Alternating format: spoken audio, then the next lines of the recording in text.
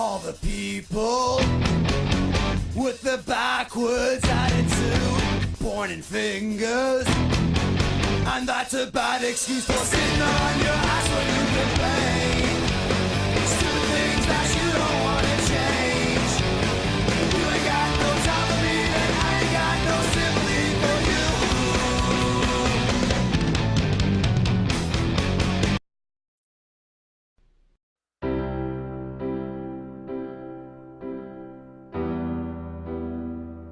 We don't have time for a meeting of the Flat Earth Society.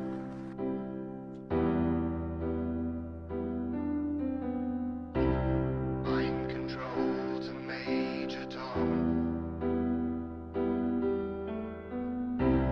Mind control to Major Tom. Hang the green screen up and put your wires on.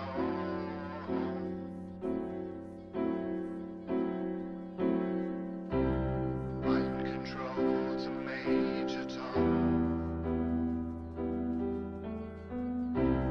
Mind control to Major Tom. Earth is flat and there's a dome above us all.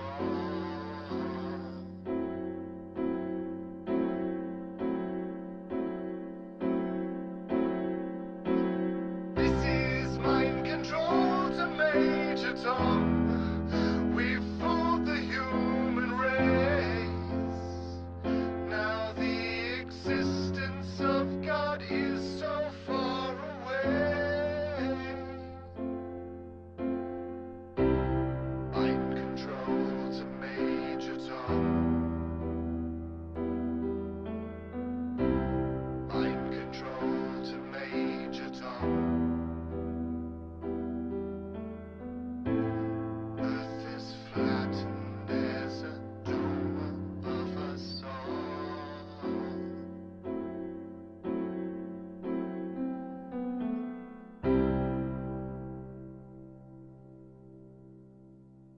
Mind control to Major Tom.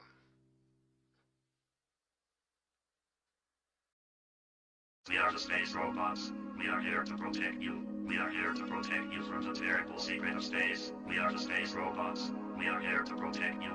We are here to protect you from the terrible secret of space. I am the Booger Robot. I shove around the blind people. We are here to protect you. We are here to protect you from the terrible secret of space. We are the space robots. We are here to protect you. We are here to protect you from the terrible secret of space. We are the space robots. We are here to protect you. We are here to protect you from the terrible secret of space. I am the Booger Robot. I shove around the blind people. We are here to protect you. We are here to protect you from the terrible secret of space. Space has a terrible power. We are here to protect you from the terrible secret of space. Space has a terrible power. Do you have stairs in your house? We are here to protect you. Tushane will protect you. Tushane will protect you from the terrible secret of space. That is incorrect. Shoving will protect you. Shoving will protect you from the terrible secret of space. Do not trust a shover robot. Shoving is the answer.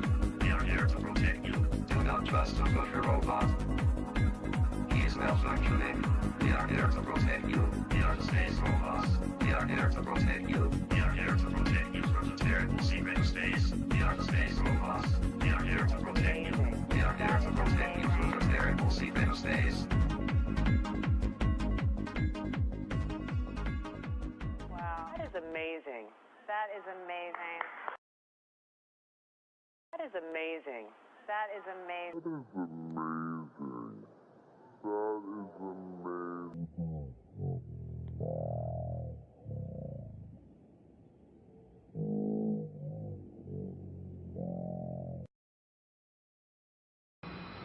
is You ready? Okay, just keep telling me. Move back. Here we go. My hand looks like, oh, look at that, yeah, oh. There we go. Yeah, that's good. That's good. Shows it. I look like I have a floating head. I have a black shirt on, and it blends with the black background. So I'm just a floating head.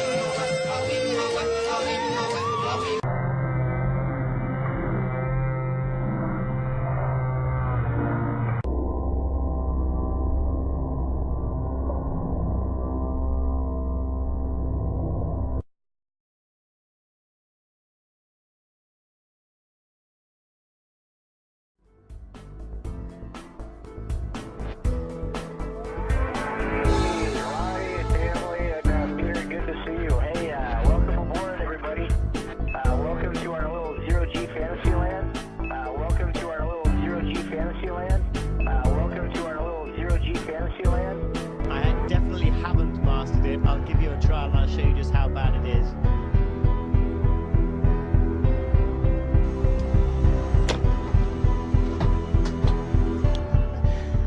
Practice makes perfect. At first this looked like a full motion scene to me, but on closer inspection I think this is a suspended mode scene. When it's sped up you can kind of see them swinging, and it has the same backdrop as the other suspended mode scenes. And then there's this weird part.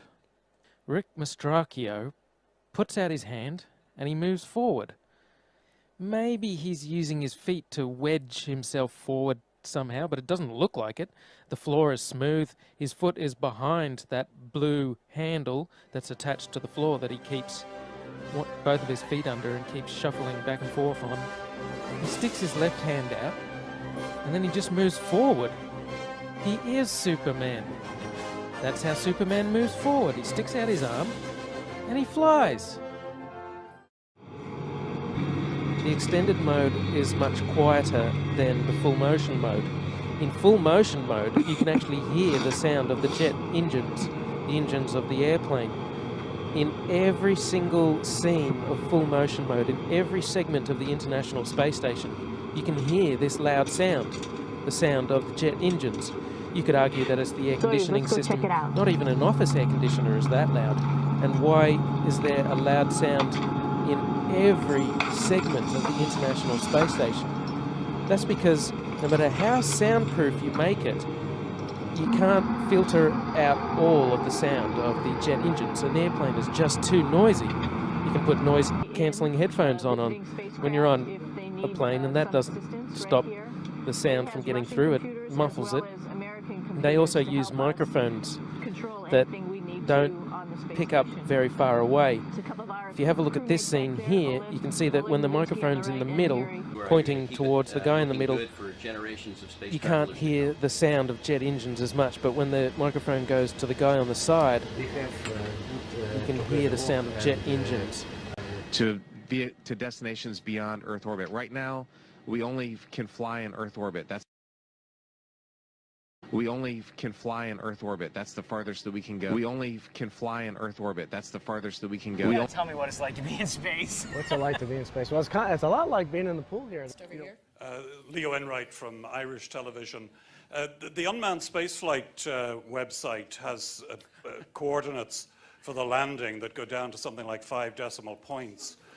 I just wanted to confirm with you that that you do have those sort of coordinates. And am I reading those coordinates correctly when I see that it looks as though you've landed within 500 meters of the skirt around the mountain? That, I mean, you're really very close to the mountain at the closer end in the landing ellipse, and possibly within striking distance of the phyllosilicate trench.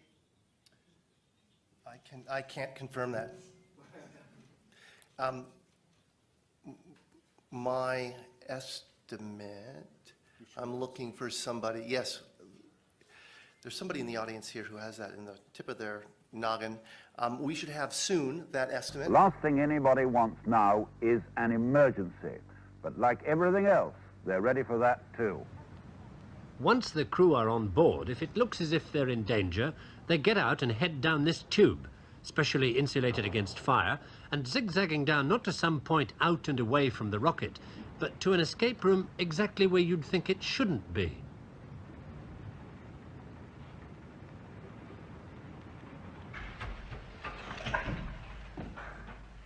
Three and a half minutes after they get the warning in the capsule, the crew could be down here in the blast escape room via that 200-foot escape tube, 40 feet below the base of the rocket. They find themselves in a totally rubber room, walls and floors, and they head for safety through a 6-inch steel door. Once they're behind that door, it doesn't matter what comes down this tube behind them.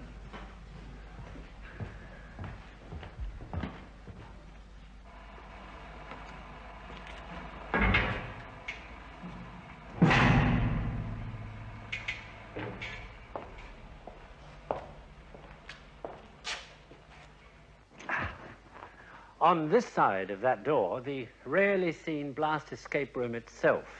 It's totally isolated from everything around it by a series of 24 giant springs underneath the floor and shells all round it of steel, concrete, and sand. It contains enough food, water, and air for 20 people for up to 24 hours, and it's all around the edge. There are these foam rubber shock-absorbing seats, as you can see. The room is built to withstand the simultaneous explosion of every drop of fuel on a Saturn V. And in that event, strapped into your shock-absorbing seat, if your rocket did blow itself to bits 40 feet above your head, all you'd feel would be a mild rumble from somewhere up there. An inflatable plastic balloon satellite, 100 feet in diameter, tall as a 10-story building, will be sent aloft folded accordion fashion inside a 26.5-inch magnesium container. The latter is mounted in the nose of a 3-stage 92-foot Thor Delta rocket. Highlighting one of the nation's proudest days in space, the satellite, called Echo-1, will serve as a reflector for radio waves that bounce back to Earth, paving the way for a new kind of worldwide communications. The rocket at Cape Canaveral carries the balloon and 30 pounds of powder, which will turn to gas and inflate it at a height above 1,000 miles. And inflate it at a height above 1,000 miles. And inflate it at a height above 1,000 miles. A pre-dawn blastoff at Cape Canaveral fires a Thor rocket with a sensational payload, a balloon as big as a 13-story building. This canister released from the rocket carries within it an Echo balloon satellite, like the one that will reflect signals from space back to Earth when put into orbit next fall. Remarkable cameras carried aloft by the Thor record the brief life of the largest satellite yet, as it goes 922 miles into space.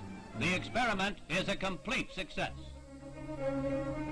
Taking a look at supposed astronaut Scott Kelly wearing a gorilla suit, phony CGI. Now again, clowning around in space with this garbage. They're going to pack up this phony tux.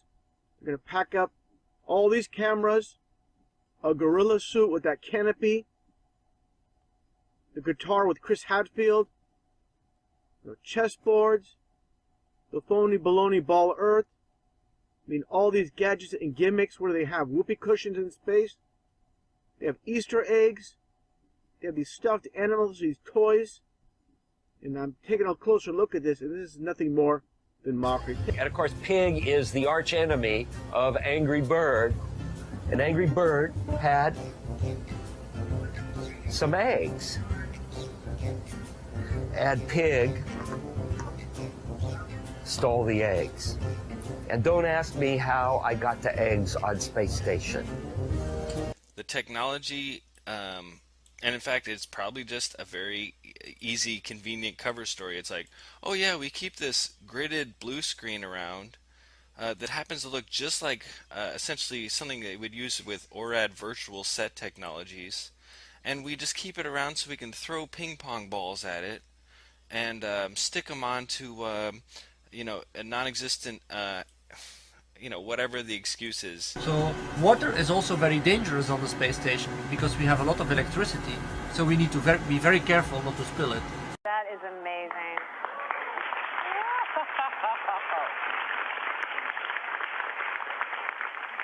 So I'm curious, because I know you have kids at home, how do you stay close to your kids? Oh, wow. So water is also very dangerous on the space station because we have a lot of electricity, so we need to be very careful not to... Just putting some hot water, squirting it onto my scalp. And I have a mirror here so I can kind of watch what I'm doing.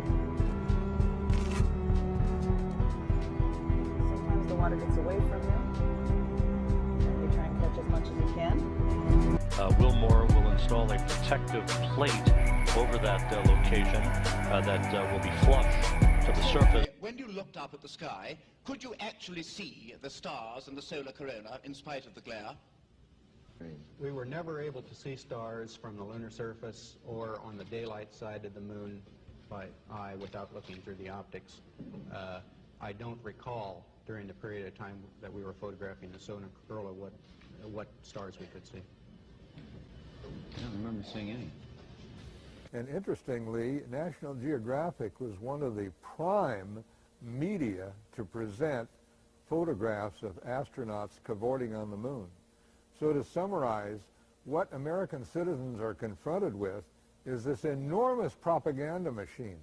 For example, the U.S. Air Force has the largest movie studios and more equipment in San Bernardino than any studio in Hollywood.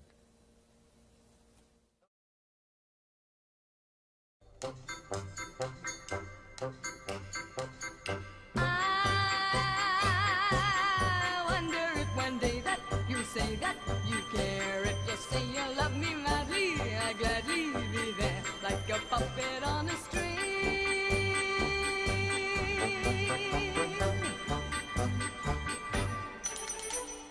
Love is just like a merry-go-round with all the fun of the fair. One day I'm feeling down on the ground, then I'm up in the air. Are you leading me on? Tomorrow will you be gone? I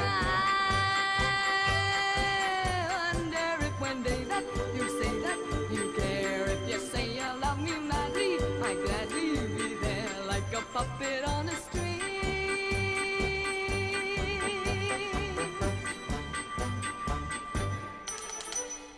I may win on the roundabout, then I'll lose on the swings. In or out, there is never a doubt just who's pulling the strings. I'm all tied up in you, but where's it leading me to? I wonder if one day that you say that you care, if you say you love me madly, I gladly be there like a puppet on a string.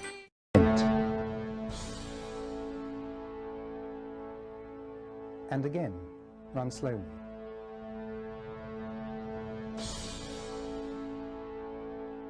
And once more. There are other examples too. This one is from Apollo 17 during the flag scene. You can see the ping at the top of the frame.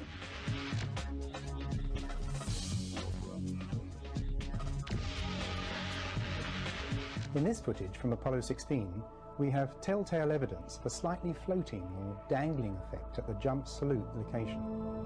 It's as if the weight is being taken off the astronauts' feet just a second or so too soon. Compare that sequence with an obvious rehearsal rig. The dangling effect is very evident.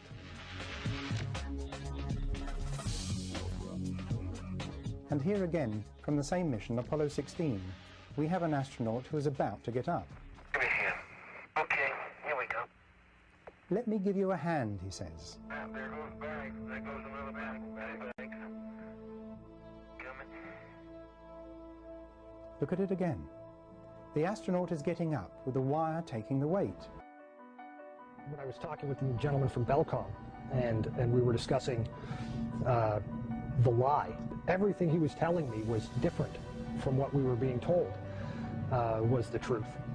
And at one point I asked him, I said, man, you guys, you lied about a lot, didn't you? And instantly he said, no, we didn't lie about certain things. We lied about everything. None of it was true. We only have one window that has a view of the Earth, and it's filled up with a TV camera. If the window was completely filled up with a TV camera, as he stated, then an astronaut's arm would not be able to get between the camera and the window, as it obviously does here in this outtake. South America becomes invisible just off beyond the Terminator or inside the shadow. You can also notice how the astronaut operating the camera reacted to the mistake by attempting to pan away from it. See white bands of major cloud formations across the Earth. This is a segment that they believed wasn't even being recorded, much less suitable for broadcast, for the lens was being zoomed out and the scene was being changed to that of an interior of the astronauts at work, and apparently the stop button popped back up on the recorder without notice. Here is the diffused work light that they used to see camera controls, but not throw light onto the spacecraft's wall. Here they remove part of the crescent insert.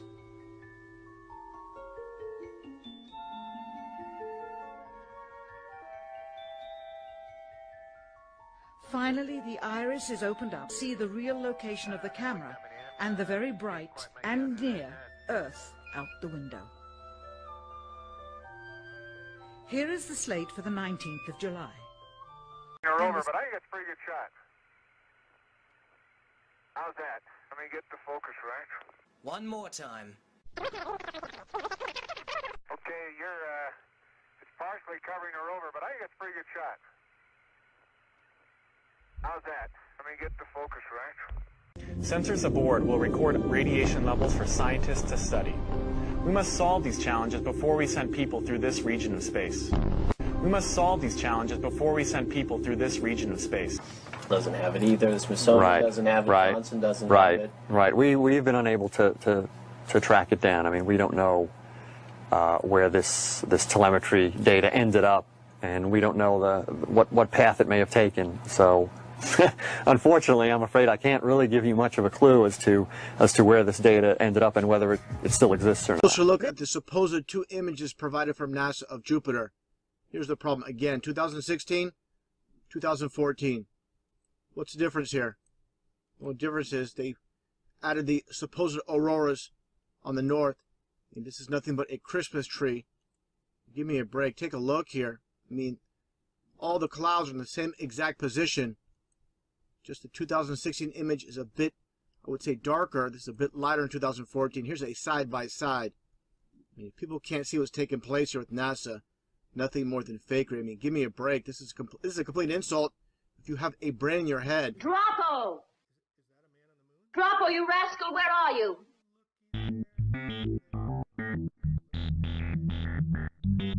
Good morning, dear. Seymour, I can't find Droppo. What's he up to now?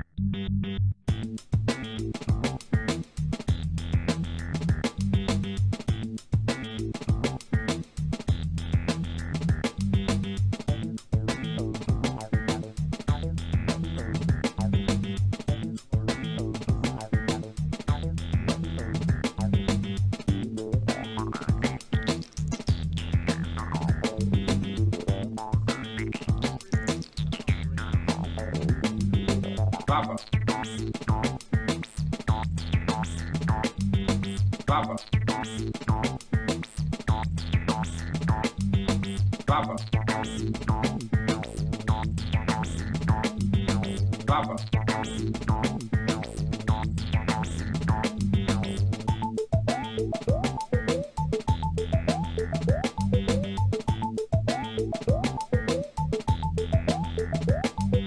Droppo, you rascal, where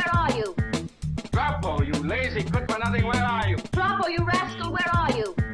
Drop, you lazy good-for-nothing, where are you? Drop, you are the laziest man on Mars. Drop, you are the laziest man on Mars. Drop, wake up! Wake up! Drop, wake up! Wake up! Drop, wake up! Wake up! Why are you sleeping during working hours? Drop, wake up! Wake up! Drop, wake up! Wake up! Drop, wake up! Wake up! Drop, you are the laziest man on Mars.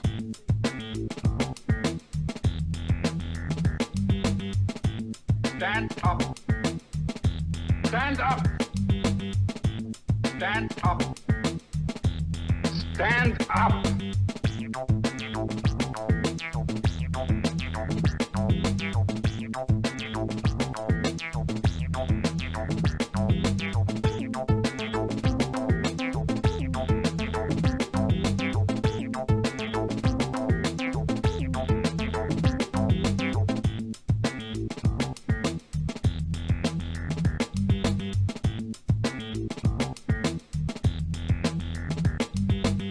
Sorry, Chief Keemar, sir. Drop, you are the laziest man on Mars. Why are you sleeping during working hours? I wasn't sleeping, Chief. It's just that I haven't been able to sleep these last few nights. I forgot how. So I was just practicing. Well, I suggest you practice doing your work.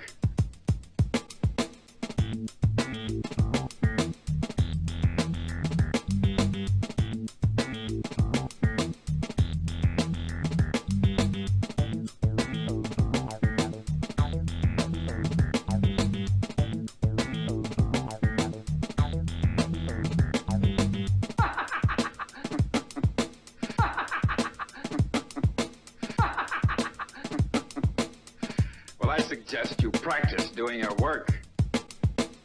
Visit the moon of Mars. There's a monolith there, a very unusual structure on this little potato-shaped object that goes around Mars once in 7 hours. When people find out about that, they're going to say, who put that there? Who put that there? Well, the universe put it there. If you choose, God put it there. Maybe. So I keep digging a little bit deeper, and I finally get underneath this cloud cover here, and a few images pop up. And I say, oh, images, what are they? Well, this is what you got, which I'm sure that looks familiar to you, right? Looks just like the pictures they give us of Mars. So I'm just kind of creeping around here and definitely noticing the same kind of undulation changes and same kind of rock, same kind of dirt.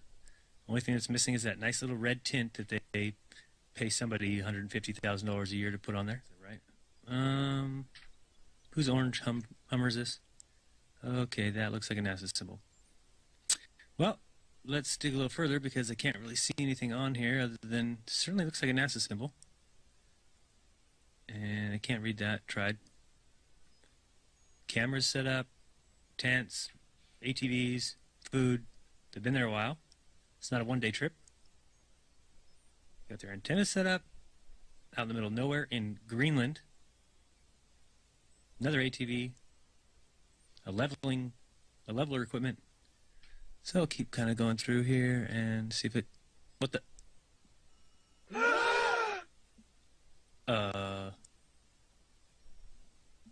Yeah. So, I think I found out where Mars is, guys. It's just about 1,000 miles north of me.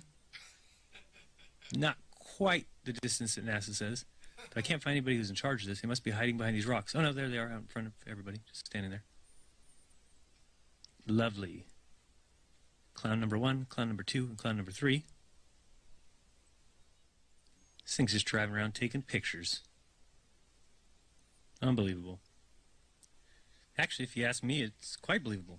But what do you think? Are they sending scientists up on ATVs to practice on the rover in a remote island in Greenland? I doubt that, highly.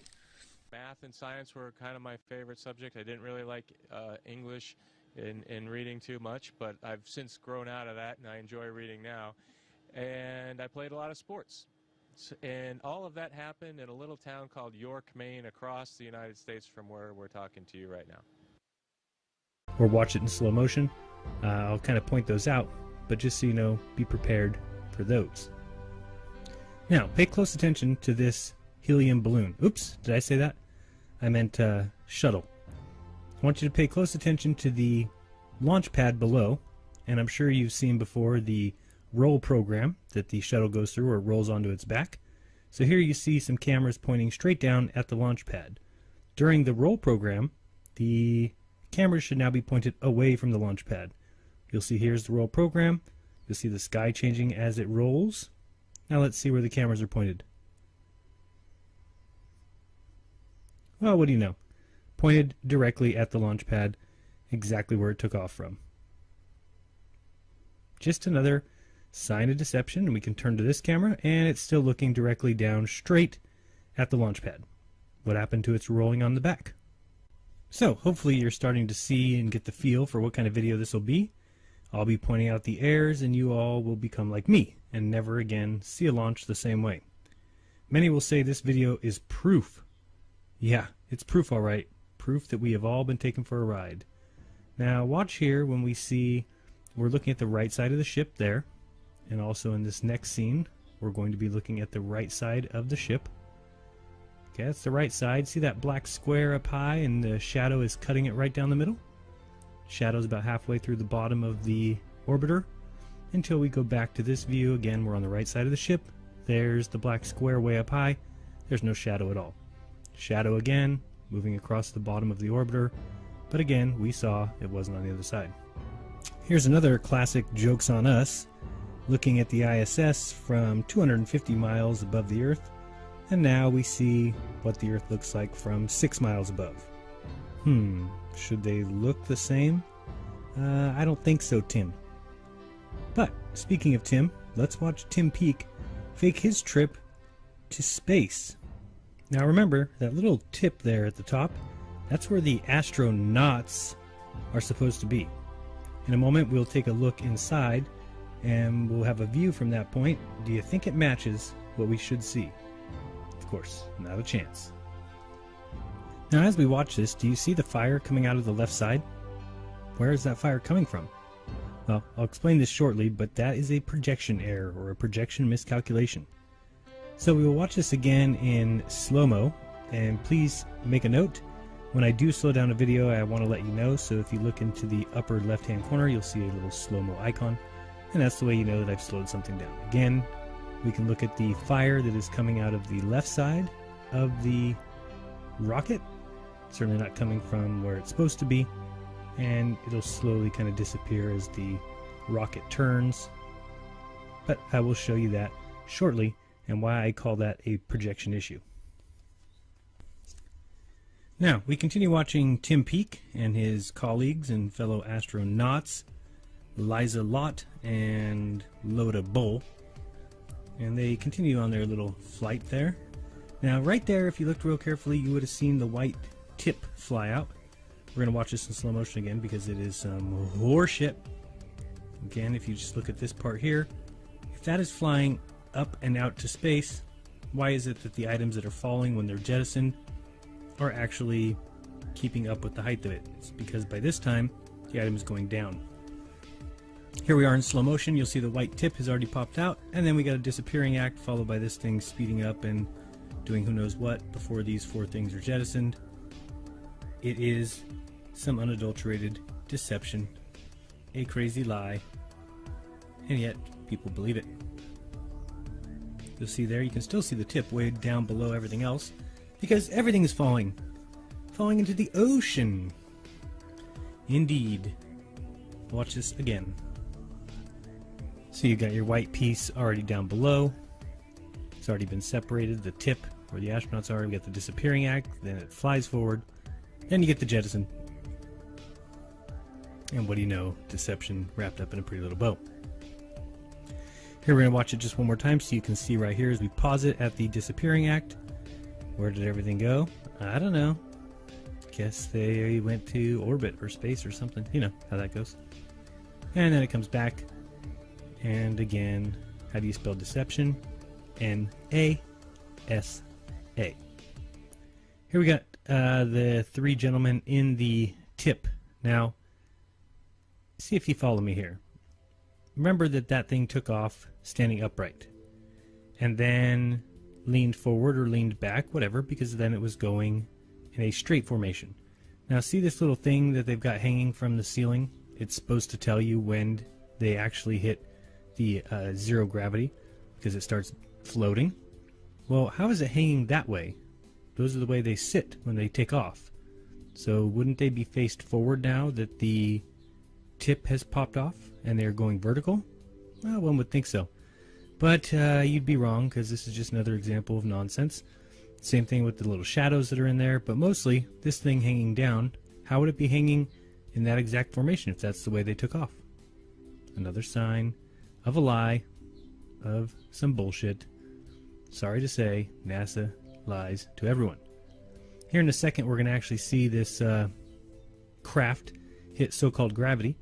You'll see that pen jump up and watch where it ends up. Now pay attention to kind of where it's at on the seatbelt there.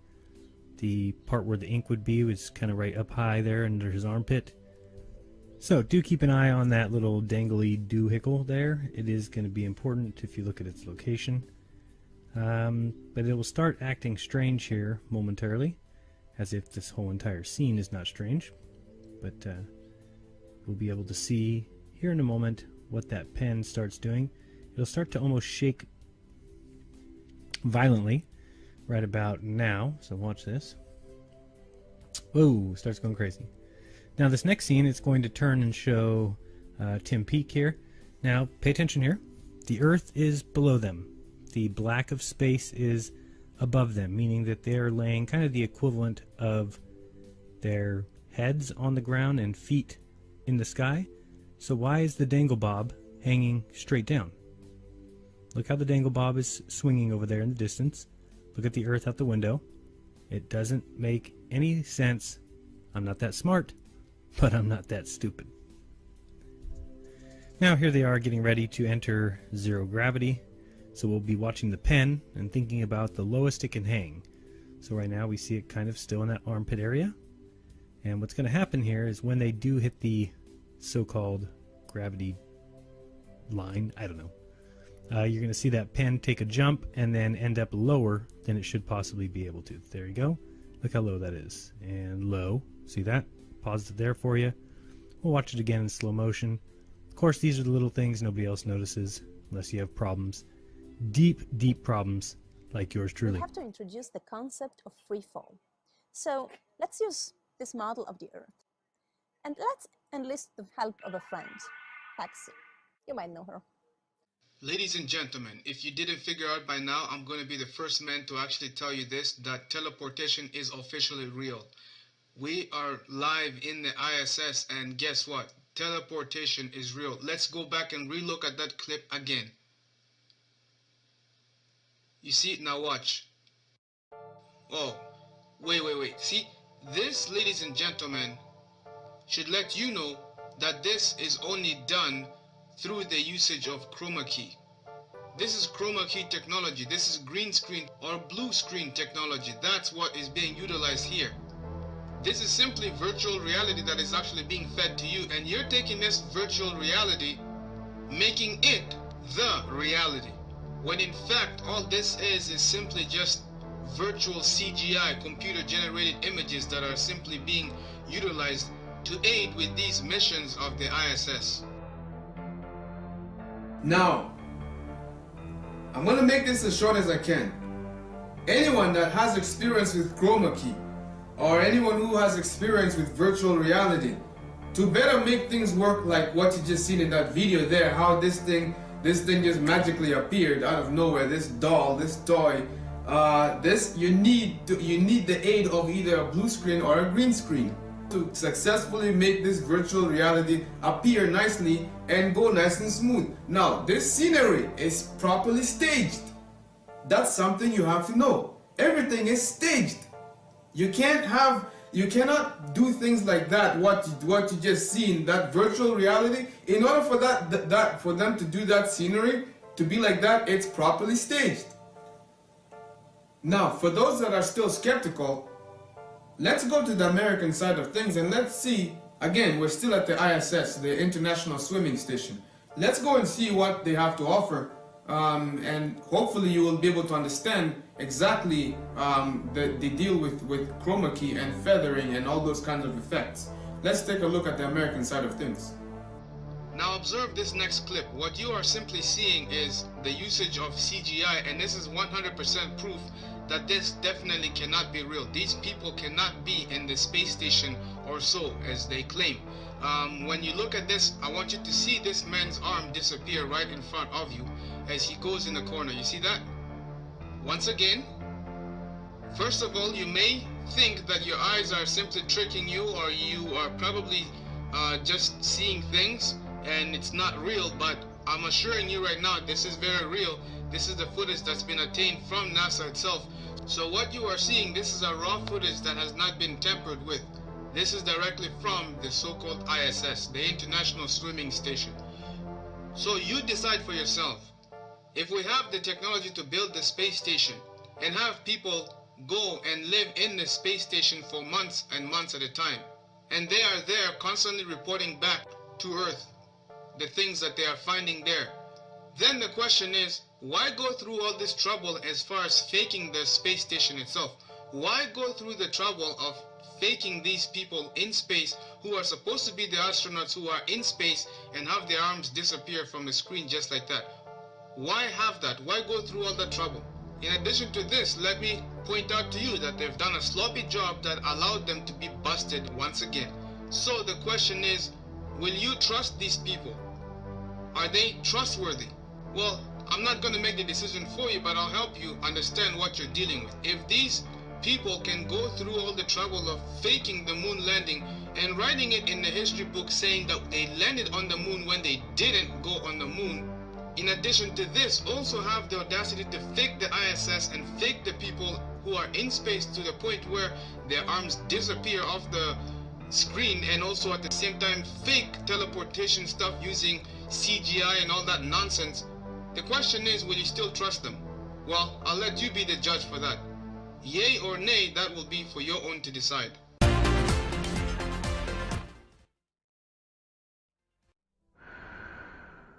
So this has been something that's been nagging away at me for quite a few weeks now. One of my more recent little obsessions, if you will.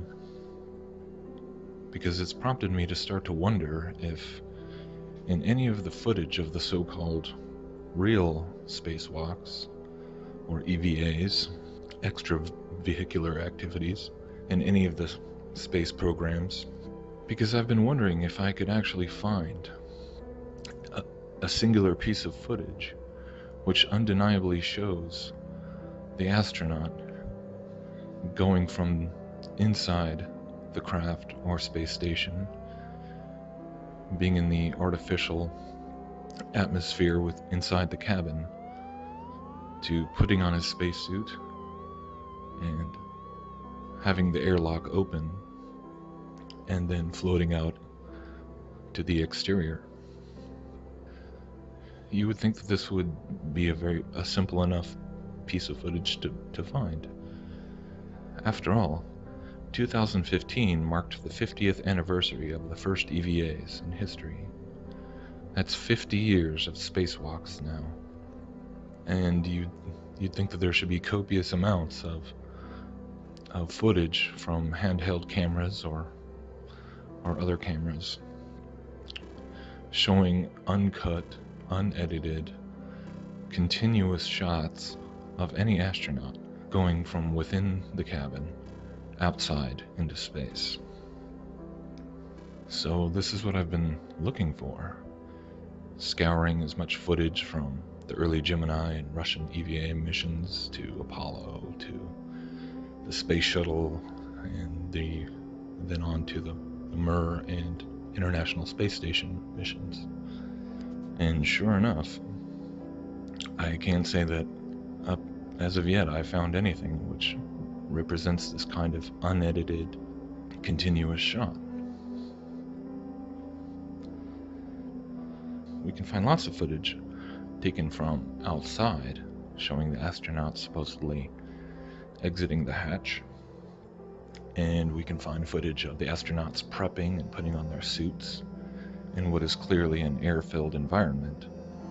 But the question of trying to find something which shows them undeniably going from the interior pressurized cabin out into the vacuum of space, for the life of me, I cannot find this. And again, when we consider how many Hollywood movies incorporate scenes involving the airlock, because of just how much danger is involved, and not to mention how much just personal excitement would be experienced on the part of the astronaut getting their first look at space from outside the vehicle. It's really hard to comprehend that no one ever considered capturing such a piece of footage.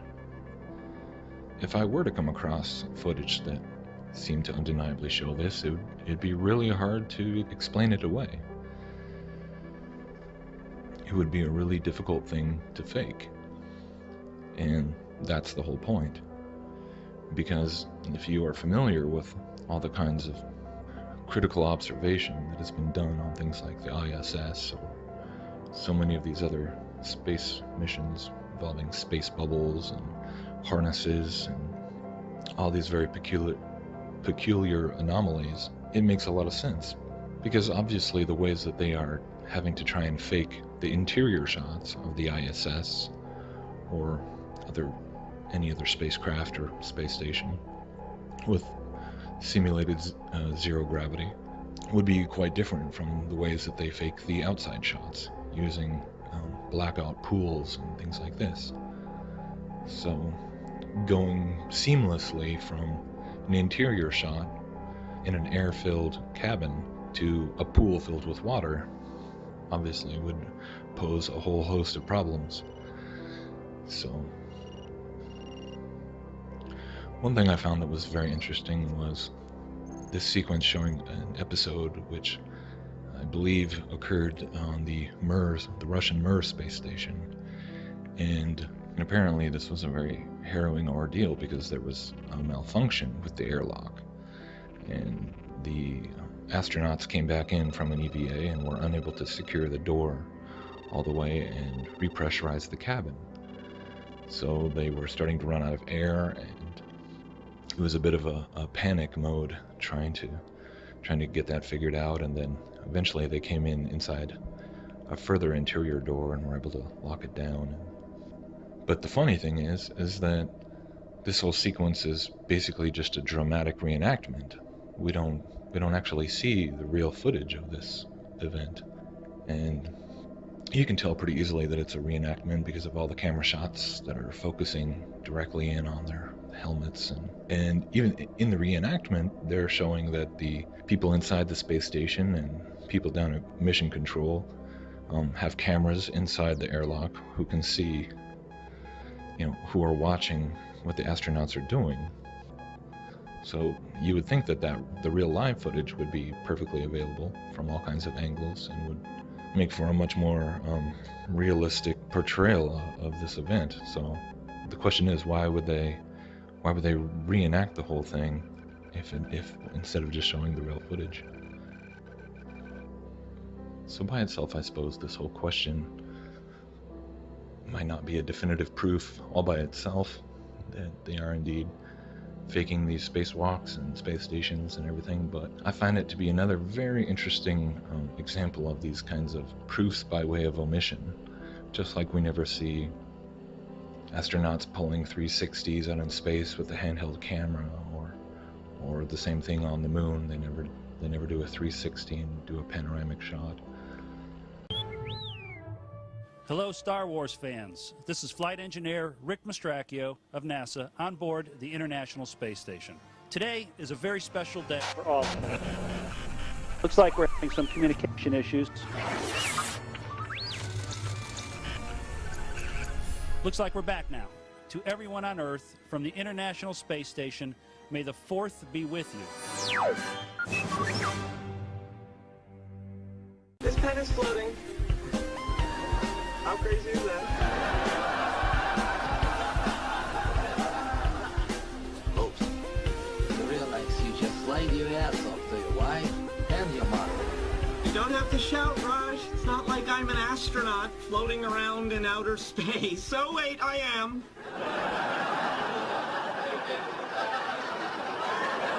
So, is it everything you hoped it would be? It's better. I wake up every morning and I just can't believe I'm on this incredible adventure. Well, most fun is actually waking up every single morning and realizing that I am still here on the space station.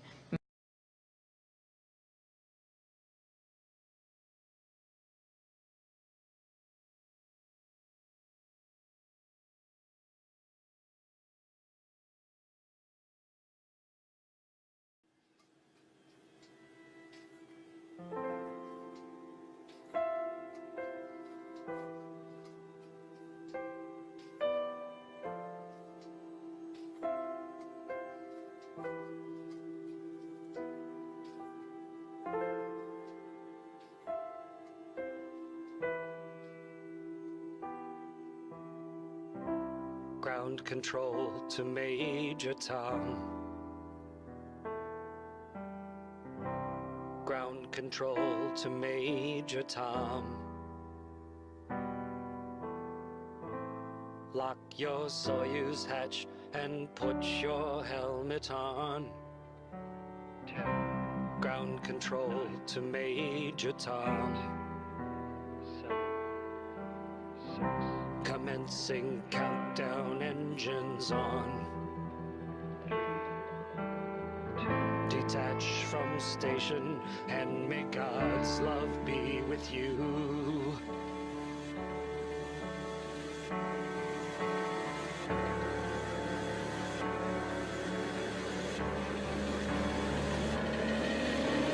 This is ground control to Major Tom.